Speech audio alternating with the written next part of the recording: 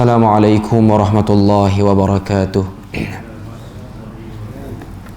Innal hamdalillah nahmaduhu wa nasta'inuhu wa nastahdihi wa nastaghfiruh wa na'udzu billahi min shururi anfusina wa min sayyiati a'malina. Man yahdihillahu fala mudilla lahu wa man yudlilhu fala hadiya lahu. Asyhadu an la ilaha illallah wahdahu la syarika lah wa asyhadu anna Muhammadan abduhu wa rasuluh. Ya ayyuhalladzina amanu ittaqullaha wa qulu qawlan sadida yuslih lakum a'malakum wa yaghfir lakum dhunubakum wa man yuti'illaha wa rasulahu faqad faza fawzan 'azima. Alhamdulillahilladzi bi'ni'matihi tatimmu as-salihat. Rabbana atina min ladunka rahmatan wa hayyi' lana min amrina rashada. Allahumma ati nafsi taqwaha wa zakkiha wa anta khairu man zakkaha anta waliyuha wa maulaha. Alhamdulillah, syukur pada Allah Azza wa Jalla kerana pada pagi yang mulia ni Allah Subhanahu wa Ta'ala berikan pada kita kesempatan dan juga ruang waktu untuk kita sama-sama berada dan berkumpul dalam majlis yang mulia pada pagi ini. Dan kita mohon pada Allah Azza wa Jalla supaya Allah Subhanahu wa Ta'ala lempahkan kepada kita rahmat dan juga barakah bila mana kita berada dan berkumpul dalam majlis yang mulia pada pagi ini, insya-Allah. Pertamanya saya ucapkan terima kasih kepada pengurusi majlis. Seterusnya Tuan Imam Bilal, AJK Masjid Nurul Hikmah, muslimin muslimat yang dirahmati Allah sekalian. Alhamdulillah, seperti mana yang telah dimaklumkan, dapatlah juga saya datang ke masjid ni untuk berkuliah. Kuliah subuh sekadar perkongsian umum sajalah. Okay. Jadi alhamdulillah, saya pertama kalilah di masjid ni. Dan seperti mana yang telah dimaklumkan oleh pengurusi tadi, saya ni berasal pada Terengganu. Jadi saya punya dialek bahasa tak samalah dengan orang sini. Okay. Alhamdulillah, pengurusi tak bercakap banyak. Semalam saya kuliah satu masjid, pengurusi dia bercakap nak sama dengan kuliah. Sampai orang dalam live pun bising. Saya duk takut pengurusi duk buat kacau pagi-pagi pula. Okay. Dia punya penerangan habis semua AJK dia kenal dalam majlis tu. Okay. Jadi alhamdulillah, saya punya apa yang nak dikongsi pada pagi ni mungkin benda yang simple saja. Okay. Mungkin tuan-tuan muslimin muslimat pernah dengar benda ni. Okay. Jadi saya pun duk terfikir apa dia yang nak dikongsikan pada pagi ni. Okay. Jadi saya tengok-tengok apa yang boleh dikongsi. Saya ambil lah beberapa hadis yang diriwayatkan oleh Al-Imamul Bukhari dan juga Al-Imam Muslim, yang mana hadis ni duduk dalam bab dan saya ambil daripada Sahih Muslim. Hadis ni menceritakan pada kita al-jannatu wa sifati na'imiha wa ahliha, syurga dan juga sifat nikmatnya dan juga penduduknya. Maknanya hadis ni berkaitan dengan perkara-perkara dengan yang kita sebut sebagai perkara ghaib. Okay. Pertama sekali, kita di waktu pagi seperti ni selepas selesai salat subuh ni, kalau kita tengok di antara doa yang Nabi sallallahu alaihi wasallam ajarkan ataupun wirid yang Nabi sallallahu alaihi wasallam ajarkan kepada kita, antaranya ialah Allahumma inni as'aluka ilman nafi'a wa rizqan tayyiba wa amalan mutaqabbala. Ini antara wirid yang dibaca selepas selesai daripada kita salat subuh. Okay. Yang mana wirid itu ataupun doa ni dia bermaksud Allahumma inni as'aluka ilman nafi'a. Ya Allah, aku berharap kepadamu ilmu yang bermanfaat. Wa rizqan tayyiba, dan juga rezeki yang baik. Wa amalan mutaqabbala, dan juga amalan yang diterima. Awal-awal pagi kita minta benda ni pada Allah Azza wa Jalla. 3 perkara penting untuk manusia ni meluruskan kehidupan dia bila mana berada atas muka dunia sebelum dia berpindah ke alam akhirat. Tiap-tiap pagi Nabi ajar pada kita untuk kita sebut benda ni. Allahumma inni as'aluka ilman nafi'a, yang pertama ilmu yang bermanfaat, rizqan tayyiba, rezeki yang baik, amalan mutaqabbala, amal yang diterima. Okay. Jadi ni 3 perkara penting bila mana kita tengok Nabi ajar pada kita untuk kita sebut. Okay. Pertama, ilmu bermanfaat. Bila mana sebut ilmu yang bermanfaat, Nabi suruh kita sebut benda tu, maknanya di sana ada ancaman terhadap benda tu ataupun lawan terhadap benda tu. Bila mana sebut ilmu bermanfaat, di sana ada ilmu yang tak bermanfaat. Bahkan ada hadis lain Nabi minta ataupun Nabi ajar pada kita, Allahumma inni a'udzubika min ilmin la yanfa' wa min qalbin la yashba' wa min du'a'in la yustajabalah. Ya Allah, aku berlindung padamu daripada ilmu yang tak bermanfaat, hati yang tak khusyuk, dan juga doa yang tak dimustajabkan. Maknanya tiap-tiap pagi ilmu kita minta Allah Ta'ala beri pada kita ni ilmu yang bermanfaat. Dan yang kedua, amal yang baik, rezeki yang baik, rizqan tayyibah, rezeki yang baik. Maknanya di sana ada rezeki yang tidak menyebabkan kita jadi baik, dan amalan mutaqabbala, amal yang diterima. Maknanya juga di situ lawannya ada amal yang tak diterima, yang mana Quran dia sebut amilatun nasibah, beramal tapi letih tubuh badan, tasla naran hamiyah, sayang sekali amal yang letih itu menatijahkan masuk dalam neraka. Okay. Jadi ni 3 perkara penting awal-awal pagi kita duk minta benda ni. Okay. Jadi kita berharap kita duduk dalam majlis ni, kita nak salah satu daripada 3 tu. Kita nak ilmu yang bermanfaat, kita nak juga rezeki yang baik, dan kita nak juga amal yang diterima. Okay. Jadi kita kena luruskan benda ni di setiap pagi. Okay. Jadi setiap apa yang kita dengar, imma zikir kita yang kita lakukan pada waktu pagi kalau tak ada kuliah, ataupun ada kuliah macam hari ni, kita mesti nak kait dengan 3 benda tu lah. Nak kena nampak 3 benda tu, ilmu yang bermanfaat dan juga amal yang diterima. Jadi itu benda yang saya nak ajak semua muslimin muslimat, kita kemas yang tu dulu. Barulah kita nak cerita, nak dengar hadis ke, nak dengar ayat Quran ke. Sebab benda itulah yang Nabi pasakkan dulu pada setiap pagi. Supaya setiap apa yang kita wiridkan, setiap apa yang kita sebut itu kita nampak dan kita tahu matlamat dan hala tujunya. Okay.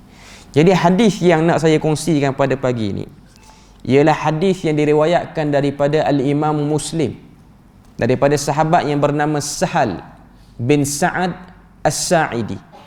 Apa kata Sahal bin Sa'ad As-Sa'idi? Dia kata, syahidtu min Rasulillah sallallahu alaihi wasallam majlisan wasafa fihi al-jannah hatta intaha. Kata Sahal bin Sa'ad As-Sa'idi, salah seorang daripada sahabat Nabi, dia kata, syahidtu min Rasulillah, aku telah menyaksikan daripada Rasulullah sallallahu alaihi wasallam majlisan. Maknanya aku telah menyaksikan satu majlis yang mana dalam majlis tu apa Nabi buat? Wasafa fihil jannah, Nabi sifatkan kepada kami syurga, hatta intaha, sehinggalah selesai Nabi sifatkan syurga tu dalam majlis tersebut. Thumma qala, kemudian kata Nabi sallallahu alaihi wasallam, fi akhir hadithihi, di akhir ucapannya ataupun di akhir kata-katanya, fiha ma la ainun ra'at wala udhunun sami'at wala khatara ala qalbi bashar. Nabi tutup, Nabi akhiri cerita tentang sifat-sifat syurga tu dengan Nabi kata, syurga ni kemuncaknya ialah ma la ainun ra'at, apa yang tak pernah dilihat dengan mata kepala kita, wala udhunun sami'at, dan apa yang tak pernah didengar oleh telinga kita, wala khatara ala qalbi bashar, dan apa yang tidak pernah terlintas dalam benak fikiran kita. Maknanya Nabi nak beri kepada kita satu kemuncak terhadap semua nikmat dan juga sifat syurga itu sendiri. Kemudian kata Sahal bin Sa'ad As-Sa'idi, thumma iqtara'a hadhil hayah, kemudian Nabi pun membacakan ayat ni, tatajafa junubuhum 'anil madaji'i yad'una rabbahum khawfan wa tama'a wa mimma razaqnahum yunfiqun فلا تعلم نفس ما أخفي لهم من قرة أعين جزاء بما كانوا يعملون. Dalam ayat ni, ayat yang ke-16 dan juga ayat yang ke-17. Daripada surah mana? Daripada surah As-Sajdah. Bila mana Nabi duk cerita, kata Sahal bin Sa'ad As-Sa'idi, Nabi duk cerita syurga ni sekian. Macam mana keadaan syurga, macam mana bahan binaan syurga. Itu semua yang Nabi cerita dalam hadis. Okay. Bila mana Nabi cerita, Nabi nak tutup cerita tu, Nabi kata, kemuncak bagi syurga ni mala ainun ra'at wala udhunun sami'at wala khatara ala qalbi bashar. Mata tak pernah tengok, telinga tak pernah dengar, otak pun ataupun fikiran pun tak pernah fikir. Nak sebut pada kita unexpected, satu benda yang tak dapat dijangkau ataupun tak dapat dijangka oleh akal fikiran kita. Itulah syurga. Kalau kita fikir hari ni apakah yang paling nikmat atas dunia? Duduk di tempat sekian, berada dalam keadaan sekian. Duduk dalam keadaan yang cukup makan, duduk dalam keadaan tempat tinggal yang baik, duduk dalam keadaan kenderaan yang elok. Itu semua benda yang kita cuba sifatkan daripada nikmat. Tapi Nabi sebut pada kita, kalau itu yang kita mampu bayang, maka syurga luas ataupun lebih daripada tu, sebab ia lebih lagi daripada apa yang kamu bayangkan. Kemudian Nabi baca dua ayat ni. Nabi baca dua ayat tu, ayat daripada surah As-Sajdah ayat 16-17 tu. Apa maksud ayat tu? Tatajafa junubuhum 'anil madaji'i yad'una rabbahum khawfan wa tama'a wa mimma razaqnahum yunfiqun. Ayat yang ke-16 daripada surah Sajdah ni, maksud dia tatajafa junubuhum 'anil madaji'. Mereka yang bakal mendiami syurga itu ialah daripada golongan yang merenggangkan diri daripada tempat tidur.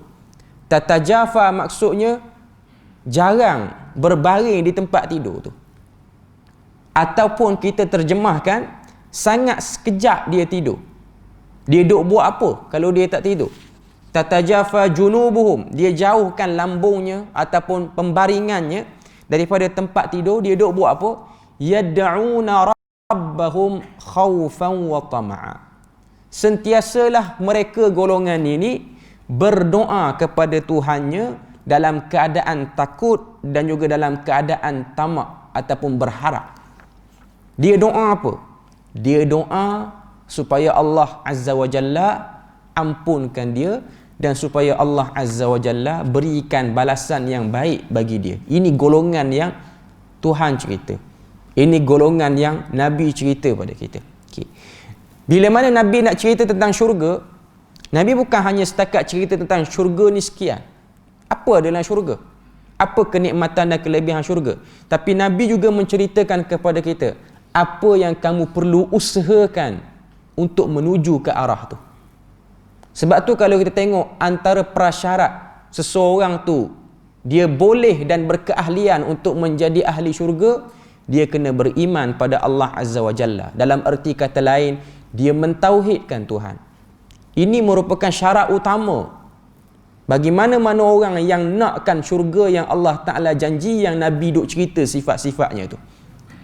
Tapi macam mana satu orang tu dia dapat masuk syurga? Dia dapat masuk syurga dengan rahmat Allah.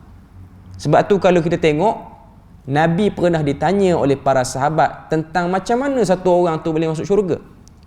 Nabi kata tidak ada satu orang di kalangan kita ni masuk syurga melainkan dengan rahmatnya. Sehingga sahabat tanya, wala anta ya Rasulullah, adakah kamu pun macam tu wahai Rasulullah? Rasulullah pun jawab, wala ana, aku pun macam tu juga. Okay.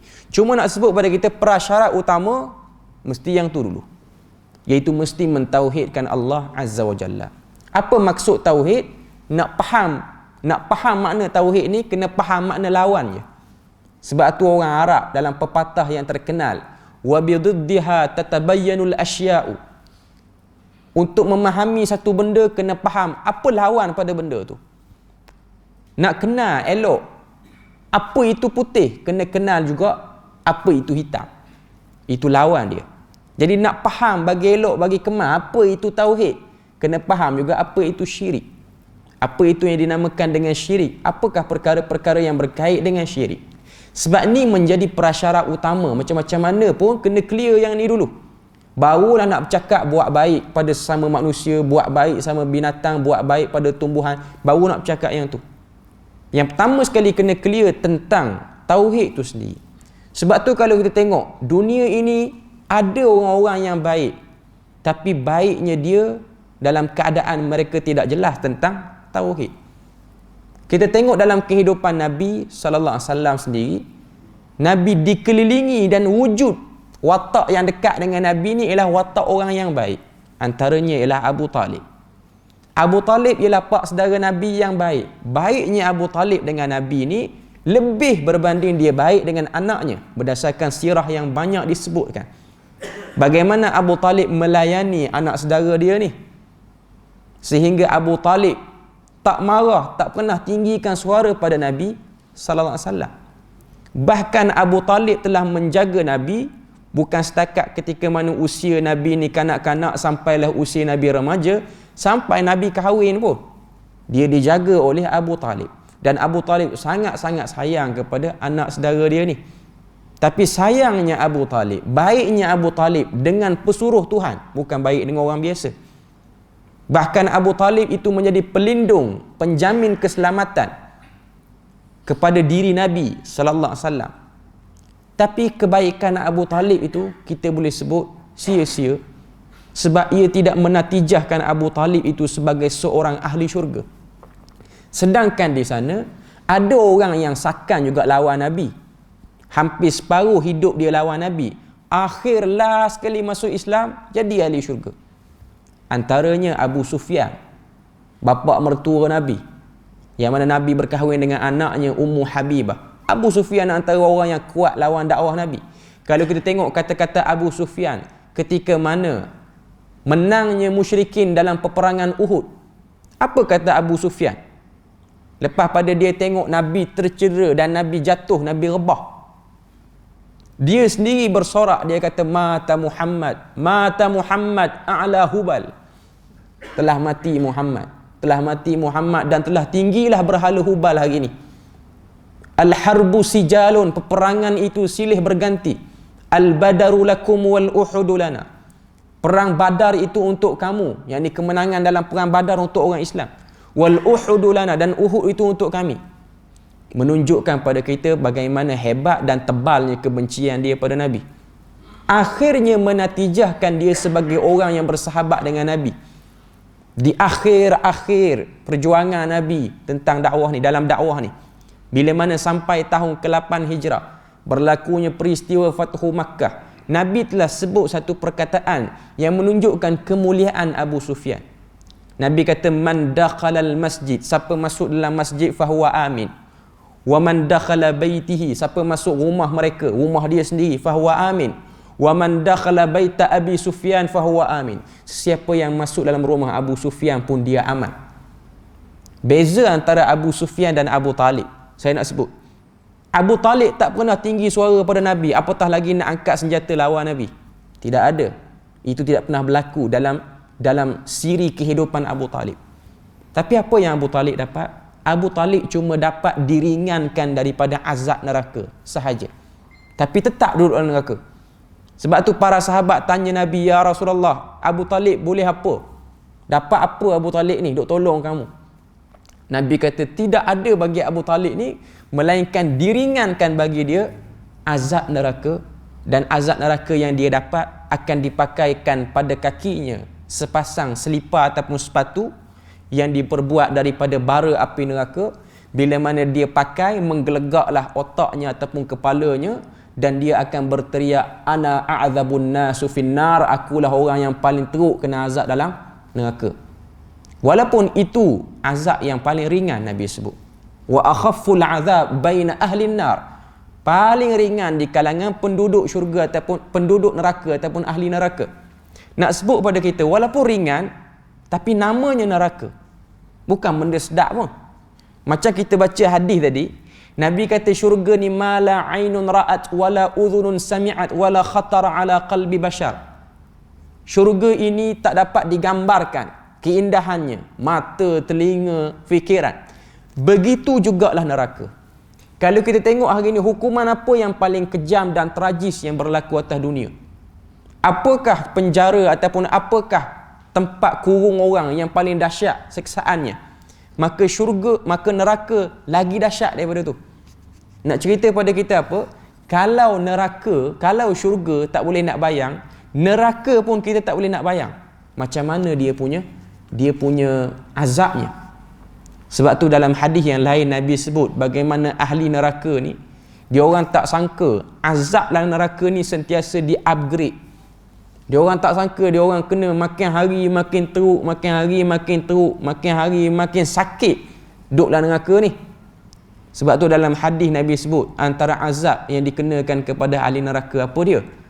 Mereka dipaksa untuk memanjat satu bukit yang licin, dan bukit tu daripada api neraka. Bila mana dia letak tangan cair tangan dan kakinya, esok lagi dahsyat, lusa lagi dahsyat. Nak cerita pada kita, dia tidak ada istilah ahli neraka ni, dia jadi macam tegar dengan seksaan. Dia tak ada istilah bagi ahli neraka ni, esok mesti kena bedal ni, relax lah, 10 tahun dah kena bedal. Tak ada. Dia menunggu-nunggu dan sentiasa takut dengan apa yang bakal berlaku. Sama juga dengan penduduk syurga. Tidak ada istilah ahli syurga ni dia rasa bosan hari-hari bidadari. Dia tak akan rasa perasaan seperti itu, tidak ada. Melainkan tiap-tiap hari akan bertambah dan bertambah keseronokan, kenikmatan. Jadi nak sebut pada kita, syurga dan neraka ni dua perkara yang Nabi pasakkan, yang Nabi teguhkan pada peringkat awal dakwah Nabi.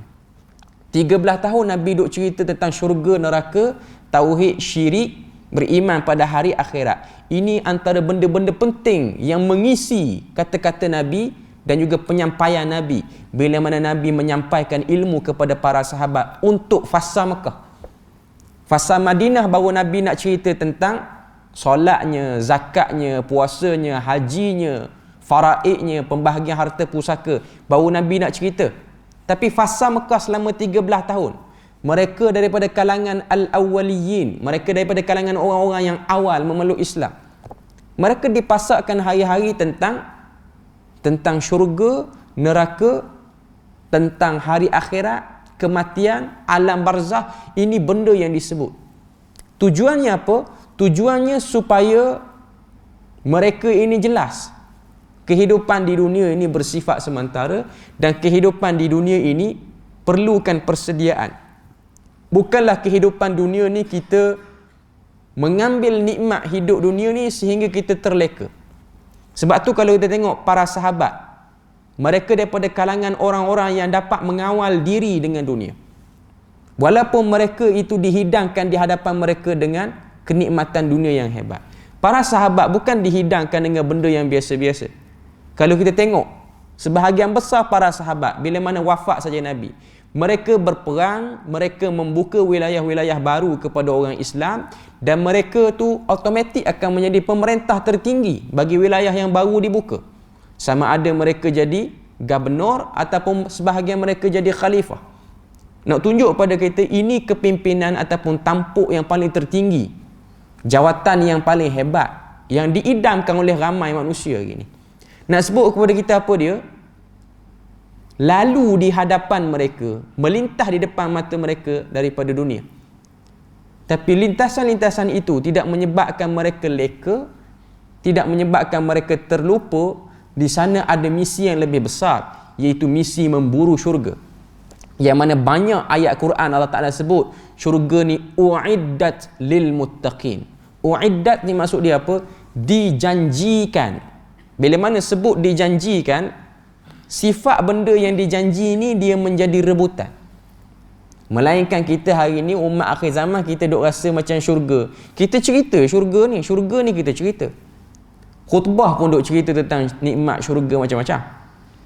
Semalam pun kita punya khutbah di Perlis ni duk cerita pasal nikmat syurga. Okay. Tapi apa function ataupun fungsi duk cerita tentang nikmat syurga ni apa dia? Tujuannya ialah tasywiq.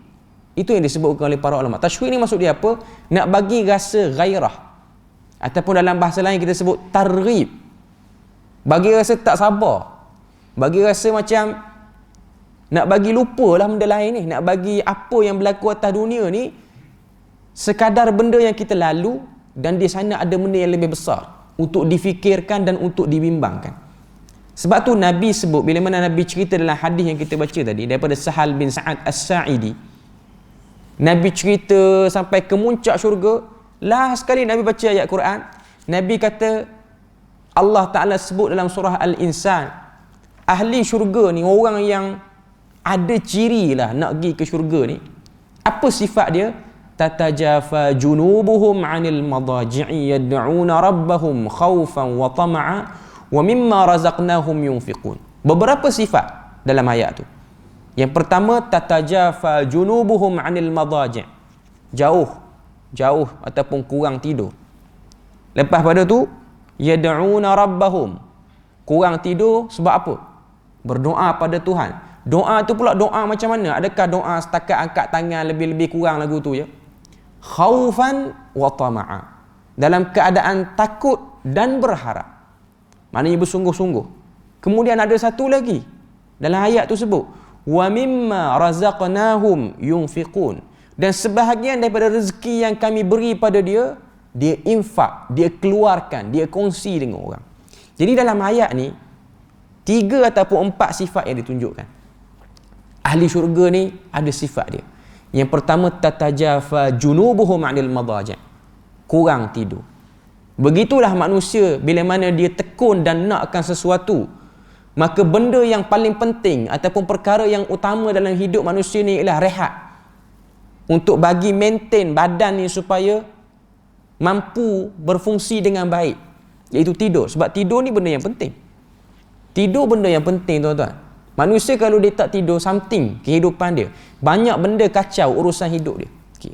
Tapi dengan sebab orang yang nak syurga ni, kepala dia ataupun fikiran dia nampak sesuatu, menyebabkan dia jadi tidur ni tidur juga tapi tak bersungguh sangat. Dengan sebab tak bersungguh tu, dia duk buat benda lain. Apa yang dia buat? Dia bangun dan dia minta pada Allah. Sebab tu Quran guna perkataan yad'una rabbahum. Perkataan yad'u ataupun kalimah yad'u tu, kalau orang belajar bahasa Arab, itu fi'il mudhari', menunjukkan pada kita perbuatan yang berterusan, istimrar. Bukan bangun seminggu sekali ataupun bangun sebulan sekali, tapi dia mungkin berlaku kepada orang macam ni tiap-tiap hari. Seperti mana generasi para sahabat, mereka melakukan perkara ni tiap-tiap hari. Sebab tu kata para ulama, para sahabat ini ialah jilul Quranil farid, satu generasi Quran yang unik. Sebab Nabi berjaya buat generasi ni ataupun bina generasi ni, dia orang jadi kemah ataupun dia orang jadi padat keimanan dia orang, sehingga tidak berlalu hari-hari di dunia ni melainkan mereka meningkatkan amal kebaikan dan juga amal saleh untuk mencalonkan diri itu sebagai ahli syurga. Benda yang sama kalau tengok dalam kehidupan dunia, bila mana satu orang dia nakkan sesuatu, kurang tidur dia. Tuan-tuan tengok ada orang yang nak dapat rizal keputusan tinggi dalam peperiksaan anak-anak kita sekolah, yang bersungguh, yang jelas, yang nampak kepentingan exam tu. Ambil lah contoh SPM ke apa, dia nampak SPM tu penting sebab dia tahu itu ialah prasyarat dia untuk mendapat tempat yang baik bila mana dia nak sambung di peringkat universiti. Sehingga ada sebahagian orang, sebahagian pelajar, student SPM ni, dia orang kurang tidur dengan sebab nak dapat result tinggi. Kurang tidur duk buat apa? Duk buat homework ke, latihan ke apa. Itu bandingan dengan dunia. Sama juga dengan orang yang nak mengejar sesuatu dalam hidup. Contoh nak kaya, ada orang sanggup ambil overtime kerja sampai kurang tidur dengan sebab nak mengumpulkan duit gaji yang banyak, berlipat kali ganda, sebab mereka jelas. Jadi nak sebut pada kita, ayat yang ke-16 ni pun menunjukkan pada kita jelasnya mereka yang nakkan syurga ni. Seakan-akan mereka nampak syurga tu di depan, dan mereka tahu kehidupan perlu diarahkan ke arah tu. Tidak ada arah lain lagi untuk kita pergi. Okay. Kemudian Nabi baca lagi satu ayat. Ayat yang ke-18, ayat yang ke-17 daripada surah Sajdah. Fala ta'lamu nafsum ma ukhfiya lahum min qurrati a'yun jazaan bima kanu ya'malun. Tidak ada satu jiwa pun yang mengetahui apa yang telah disembunyikan daripada benda yang menyejukkan mata. Fala ta'lam, tidak ada satu pun yang mengetahui. Nafsun, fala ta'lamu nafsun. Tidak ada satu jiwa pun yang mengetahui ma ukhfiya lahum, apa yang telah disembunyikan untuk mereka, min qurrati a'yun, daripada benda yang menyejukkan mata. Fala ta'lamu nafsun, maknanya Allah Ta'ala sebut dalam ayat ni, syurga-syurga yang ada sebahagian orang tak tidur malam duk kejar ni, dia orang duk nampak dah syurga tu hebat, tapi bila mana dia orang dapat, rupa-rupanya lagi hebat daripada apa yang dia orang duk bayang. Itu yang nak diberitahu dalam ayat ni. Macam kita, saya beri contoh mudah. Orang yang belajar SPM, budak-budak SPM, dia ambil contoh 12 subjek ke 13 subjek ke, dia tak tidur malam duk buat homework untuk cover 13 subjek tu, dia dah boleh agak dah kalau dia buat sungguh ni apa yang dia akan dapat A+, maknanya slip peperiksaan tu akan keluar A direct semua. Itulah, tak akan lebih pada tu pun. Tidak ada dah yang lebih tinggi pada tu. Maknanya tidak tersembunyi bagi dia kenikmatan dapat result tinggi tu, tak tersembunyi sangat. Okay. Tapi bagi ahli syurga, walaupun mereka duk agak dan duk rasa kita mesti akan dapat syurga, bila dapat tu rupa-rupanya lagi hebat, lagi banyak, ataupun lagi kemah daripada apa yang aku duk bayang. Jazaan, Quran sebut itu sebagai balasan bima kanu ya'malun, di atas kerja buat yang pernah mereka lakukan dulu. Nak sebut pada kita apa? Benda ni Nabi ulang dan Nabi ulang. Sebab tu kalau tengok waktu subuh ni, bila mana Nabi SAW mengimamkan salat para sahabat, terutamanya kalau kita baca hadis, bila mana sampai hari Jumaat, Nabi akan baca surah Sajdah dan juga surah Al-Insan. Kalau kita perhati pada kedua-dua surah ni, apa yang ada pada dua surah ni? Sajdah dan juga Al-Insan. Surah Sajdah dia cerita tentang amal-amal yang perlu dilakukan, ataupun orang-orang, contoh amalan orang-orang yang nakkan syurga. Itu yang ada dalam surah Sajdah. Tapi dalam surah Insan apa yang kita tengok? Kalau kita baca surah Al-Insan ni, majoriti surah Insan bercerita tentang, ayat dalam surah Al-Insan bercerita tentang kenikmatan syurga. Didetailkan, diperincikan kenikmatan syurga satu persatu. Apa dalam syurga ni? Tuhan sebut muttaqiina fiha 'alal araik. Mereka itu akan berehat. Ittikak ni maksudnya berehat. Berehat dalam keadaan macam mana? Kaki yang selesa. Muttaqi ni, kalau kita tengok dalam bahasa Arab, muttaqi ni maksudnya duduk dalam keadaan belunjur kaki. Kaki belunjur. Maknanya duduk di satu tempat duduk yang kita boleh duduk dengan kedudukan yang selesa. Dia ada tempat yang nikmat, tapi kita kena duduk dalam keadaan yang selesa juga, tapi dia ada position yang lebih selesa lagi. Contoh, kita duduk kat mana-mana lah, kita duduk kat kursi yang sedap ke apa, lepas pada tu kita pun duduk kaki gantung bawah, macam saya duduk sekarang ni, kursi sedap, duduk gantung bawah, sedap lah juga. Okay. Tapi kalau ada position yang lebih sedap, boleh duduk belunjur, kuliah dalam keadaan belunjur lagi sedap. Tapi tak gamak lah nak kuliah lagu tu. Okay. Orang Terengganu panggil duduk lagu tu, dia panggil jerenggeng. Saya nak sebut, saya nak bagi satu istilah baru. Jerenggeng ni apa benda tuan-tuan? Duduk mengiring, lepas tu tangan sebelah tongkat dagu, tongkat kepala.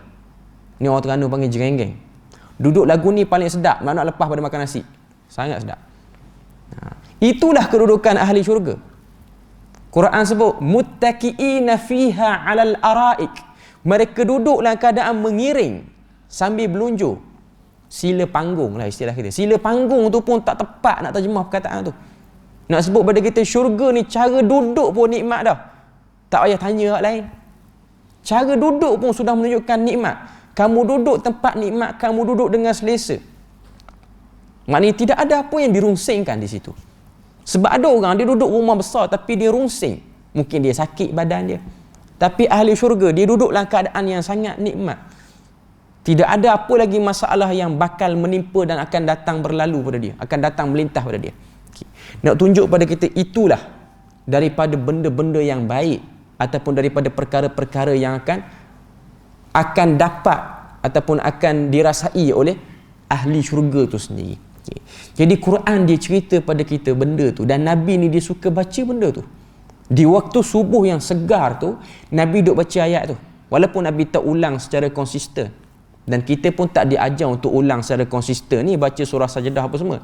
Cuma dalam riwayat lain, kalau Nabi ni jadi imam salat subuh, Nabi akan baca dalam kadar surah yang menjurus ke arah tu, iaitu surah yang bercerita tentang syurga ataupun surah yang bercerita tentang ngerinya neraka. Dan Nabi suka panjangkan bacaan. Tapi ikut keadaan lah, zaman Nabi ni orang tak kerja pejabat. Jadi kalau zaman kita ni, kalau kita baca panjang, orang masuk lewat apa semua kacau ke. Okay. Cuma nak beritahu kepada kita, itu fiqh lah, ataupun itu kefahaman yang sebenar. Cuma Nabi suka baca benda-benda yang tashwiq, benda-benda yang menggemarkan kita ataupun mengaktifkan kita ke arah tu. Dia macam satu benda yang kita sebut sebagai recharge. Dia charge kita balik, yang mana kadang-kadang kita lemau ataupun kita rasa bosan sebab lama orang tak bercakap benda tu, kadang-kadang kita terlepas pandang. Syurga neraka ni ada orang dia kata, alah cakap syurga neraka. Tapi syurga neraka ni benda yang diulang oleh Nabi. Banyak kali Nabi duk ulang. Nabi suka ulang benda tu. Sebab tu hadis tentang syurga neraka ni, bahkan kitab-kitab hadis pun, bila mana dia nak cerita tentang bab-bab hadis, dia tak akan tinggal bab sifatil jannah dan juga sifatil nar. Tak akan tinggal bab ni. Quran, ayat Quran pun banyak cerita benda ni. Bahkan kalau tengok Quran ni, imma dia sebut syurga ataupun dia sebut tentang neraka. Fattaqun nar, takutlah kamu kepada neraka. Sebab dua benda ni lah yang akan menjadi penggerak pada manusia, nak jadi baik, nak jadi jahat, nak jadi elok, nak jadi tak elok. Dua benda tu. Sebab manusia ni dia memang nakkan benda yang dijanjikan ataupun balasan. Sebab tu ada orang dia sebut, kita ni beramal bukan kita nak syurga, kita nak redha Tuhan. Kan kita biasa dengar orang bercakap lagu tu. Orang-orang yang dia rasa tasawuf dia tinggi kot. Okay. Dia rasa macam, kita ni beramal, kita nak redha Tuhan. Kalau Tuhan nak campak kita ke neraka pun, kita kena beramal lah. Sekilas pandang, benda tu nampak macam betul lah. Tapi hakikatnya apa function Nabi duk cerita elaborate syurga neraka ni sampai satu-satu. Nabi cerita syurga neraka ni, kalau kita ambil cerita syurga, Nabi bukan cerita syurga ni benda yang ada dalam syurga. Bahkan Nabi cerita sifat pelayan syurga tu apa dia. Apa yang ada pada bidadari. Bidadari ni dia dibuat daripada apa? Dia tu warna kulit dia apa? Apa guna benda tu dicerita panjang lebar? Kalaulah matlamat kepada amal ibadah ni, betul lah kita nak redha Tuhan tu, memang betul. Okay. Cuma ada sebahagian orang dia macam tergelincir, dia gelong sikit. Dia kata kita ni tak perlulah fokus sangat pada syurga.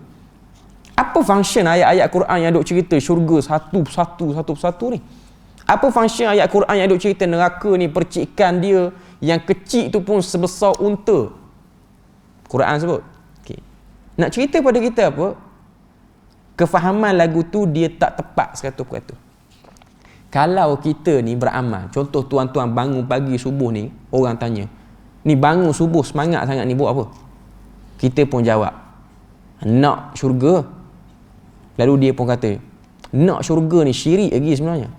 Ada orang cakap lagu tu. Beramal kerana nak syurga ni ada sikit lagi syirik sebenarnya. Tapi beramal kalau nak redha Tuhan tu baru betul. Sebenarnya redha Tuhan itu ialah pada syurga sebenarnya. Sebab tu dalam hadis Nabi ajar pada kita, la tas'alul jannah, jangan kamu minta syurga bawah, tapi minta yang atas. Iza sa'alu fas'alul firdausil a'la. Bila mana kamu memohon pada Tuhan untuk dapatkan syurga, mohon syurga paling atas, firdaus. Jangan mohon syurga yang bawah, zawiyatil jannah, jangan mohonnya tu. Sebab tu kita tengok ada satu riwayat, ada seorang sahabat ni dia berdoa, ya Allah masukkanlah aku dalam syurga walaupun zawiyah. Zawiyah ni nak terjemuh apa? Kaki 5 kot yang paling tepat. Wahai Tuhan, jadikanlah aku masuk syurga, tak dapat masuk yang tinggi, kaki 5 pun okey. Nabi dengar dia berdoa, Nabi berhentilah masjid. Nabi tegur dia, ya fulan, wahai fulan, doa apa ni? Bila mana kamu minta syurga, minta firdausul a'la, jangan minta kaki 5. Kalaulah benda tu tak betul, beramal kerana nak syurga ni ialah benda yang kita, ada orang duk kata lah, dia masih lagi ada bunga-bunga syirik. Apa function Nabi tegur orang tu? Nabi kata pada orang tu, bila mana nak syurga, minta atas. Walaupun rasa diri tak layak, tapi mintalah atas. Dengan harapan, moga-moga Tuhan mencucuri kita dengan rahmat. Kita dapat benda tu. Kita dapat merasai ataupun dapat bahagian pada benda tu. Okay. Jadi itu antara apa yang kita dapat kongsikan, saya dapat kongsikan pada pagi ni. Sedikit sebanyak daripada benda yang saya rasa ahli jemaah muslimin muslimat sekalian biasa dengar dah apa yang saya sebut ni. Okay. Cuma kita ni lebih kepada tazkirah ataupun memberi peringatan je lah. Sebab dalam Quran Allah Ta'ala sebut fadzakir, berilah peringatan, tanfa'ul mu'minin, fa inna dzikra tanfa'ul mu'minin. Sungguhnya peringatan itu satu benda yang memberi manfaat pada orang beriman, walaupun benda yang simple. Sebab tu kalau kita tengok Anas bin Malik, dia pernah diminta oleh Nabi untuk menyampaikan pesan tazkirah lah. Dia ada riwayat Abu Daud kalau saya tak silap. Anas bin Malik ni dia segan sebab Nabi minta, lepas tu Nabi suruh beri tazkirah depan Nabi. Tuan-tuan boleh bayang lah macam mana kan. Contoh kita duduk di kalangan ustaz-ustaz yang kemah-kemah ni, tiba-tiba dia minta kita yang biasa ni beri tazkirah, kita rasa segan. Okay. Cuma Anas tak mahu menolak permintaan Nabi. Anas bin Malik dia bangun bila mana Nabi kata uzkur lana syai'an, Nabi kata berilah kepada kita semua ni sedikit peringatan. Anas ni budak muda, Nabi wafat pun umur dia baru 20 tahun. Maknanya waktu Nabi suruh tu sekitar umur belasan tu. Cuma Nabi ni dia appreciate orang yang berada dekat dengan dia. Dia hargai. Okay. Anas pun bangunlah keadaan malu-malu. Anas bangun berdiri, Anas pun kata radina billahi rabba wa bi Muhammadin nabiyya wa bil islami dina. 3 patah tu. Wassalamualaikum warahmatullahi wabarakatuh. Tazkirah paling pendek di dunia. Tak ada tazkirah lagi panjang. Mana kalau nak rakam baru tekan butang habis lah. Dia bangun tak ada apa beri innal hamdalillah pun tak ada. Dia sebut radina billahi rabba. Kami semua redha Allah Ta'ala Tuhan kami. Wabi Muhammad ditunjuk pada Nabi. Dan dia ni Muhammad jadi Nabi kami redha. Dan Islam agama kami. Dia pun duduk. Bagi salam dia duduk. Sahabat-sahabat dia macam kita kok. Dia kata apa Anas depan Nabi 3 patah bercakap. Prepare bagi banyak sikit. Nabi perasan ada sahabat ni dia bercakap-cakap lah tu. Nabi kata ahsanut tazkirah, sebaik-baik tazkirah min Anas bin Malik, daripada Anas bin Malik. Cukup, tak perlu bercakap banyak. Nabi kata yang dia beri pesan tu cukup. Sebab tu para ulama bila dia hurai hadis ni, dia kata apa yang Anas sebut tu merangkumi perkara-perkara penting. Pertama, bab berkenaan dengan maqam ketuhanan. Radina billahi rabbah. Kita redha Allah Ta'ala Tuhan kami. Dan juga maqam nubuwah ataupun maqam risalah, maqam kenabian. Dan juga Islam. Islam tu maksudnya menyerah diri, tahu kita lepas daripada ni akan pergi ke negeri lain.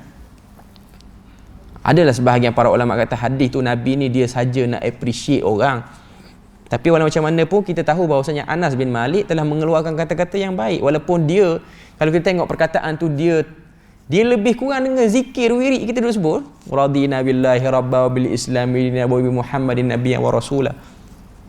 Cuma nak sebutnya pada kita bahawasanya itulah peringatan-peringatan yang kalau ada orang nak ambil dan nak jadikan dia sebagai manfaat, dia akan bermanfaat.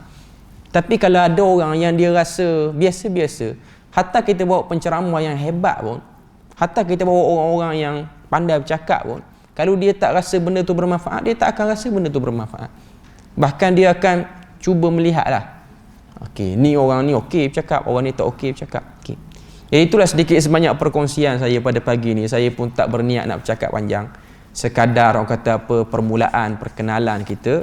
Jadi semoga Allah Ta'ala beri rahmat dan berkat. Sekali lagi saya ucapkan terima kasih kepada semua muslimin muslimat yang ada, yang orang kata apa, sanggup mendengar sedikit perkongsian pada pagi ini. Saya akhiri dengan subhanakallahumma wa bihamdik, asyhadu an la ilaha illa anta wa astaghfiruka wa atubu ilaik. Wassalamualaikum warahmatullahi wabarakatuh.